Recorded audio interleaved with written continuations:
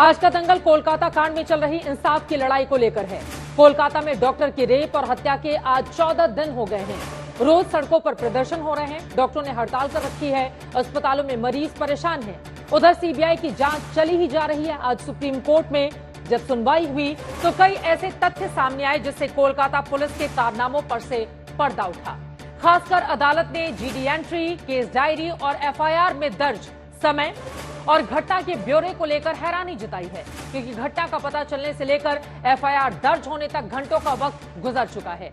बिना केस दर्ज किए पोस्टमार्टम हो गया था। पुलिस ने 14 घंटे बाद घटनास्थल सील किया।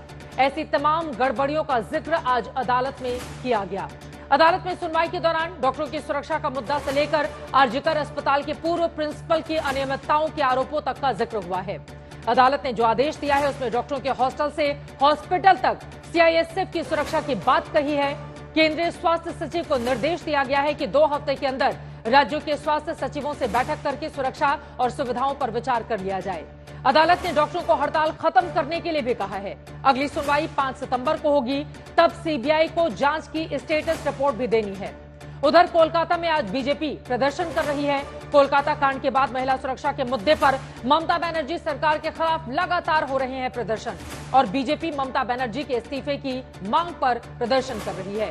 इस बीच बड़े सवाल खड़े हुए हैं कि क्या कोलकाता कांड में कॉलेज के पूर्व प्रिंसिपल ने लीपा पोती करने की कोशिश की? क्या कोलकाता कांड में पुलिस का रवैया टालमटोल और किसी को बचाने वाला रहा?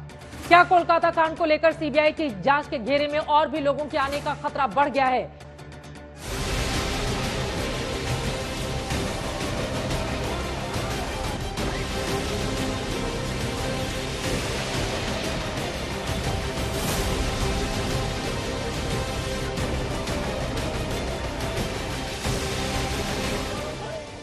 कोलकाता कांड में सच और इंसाफ की जंग सड़क से अदालत तक चल रही है।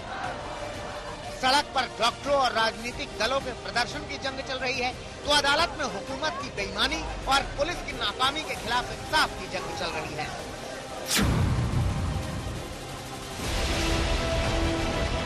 हालांकि कोलकाता में हुए जघन्य कांड का संज्ञान सुप्रीम कोर्ट ने खुद लिया था और सीबीआई से स्टेटस रिपोर्ट भी मांगी थी। आज जब सुनवाई शुरू हुई तो अदालत में केंद्र की ओर से 5 और ममता बनर्जी सरकार की ओर से 21 वकीलों की टीम मौजूद थी।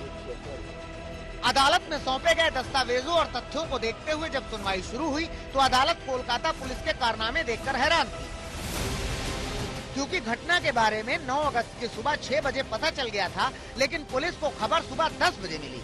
पुलिस ने अप्राकृतिक मौत की बात सुबह 10:10 पर दर्ज की, लेकिन एफआईआर दर्ज करने में रात के 11:30 बज गए।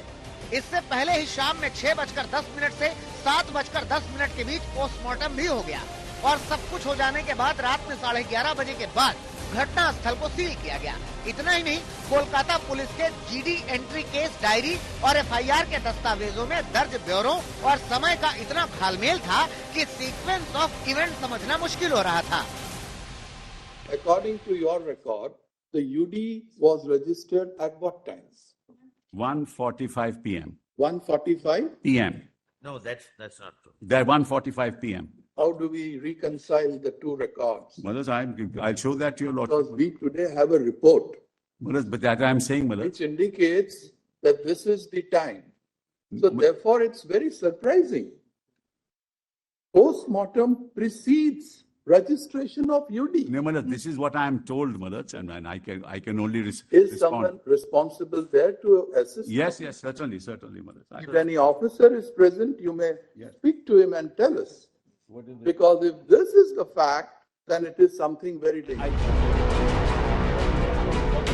जस्टिस पारदीवाला के सवालों का जवाब न तो पश्चिम बंगाल सरकार के वकील दे पा रहे थे और न ही तथ्यों में दिख रहे फर्क का मतलब समझा रहे थे।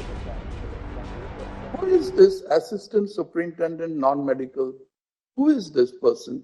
Is this assistant superintendent a male or a female? I believe it's a female, but I just make sure. Female. Her conduct is also very, very doubtful. Why did she act in this manner?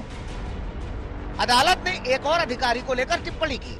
अदालत में पश्चिम Bengal police की हरकतों को लेकर ऐसी टिप्पणियां हुई कि पूरे हत्याकांड के बाद के हालात को लेकर उस पर संगीन सवाल खड़े होते दिखे।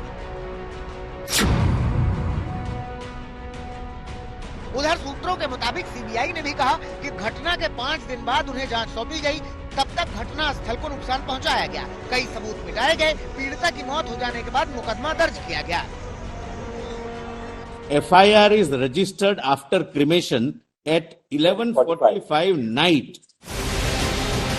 सूत्रों के मुताबिक अब तक की सीबीआई जांच में पता चला है कि वारदात में संजय रॉय नाम के मुख्य आरोपी की संलिप्तता ही नजर आ रही है, क्योंकि फॉरेंसिक रिपोर्ट में सिर्फ संजय राय के ही सबूत मिले हैं। हालांकि सीबीआई अंतिम नतीजे पर नहीं पहुंची है और फॉरेंसिक रिपोर्ट स्वतंत्र एक्सपर्ट को भेजी जा रही है।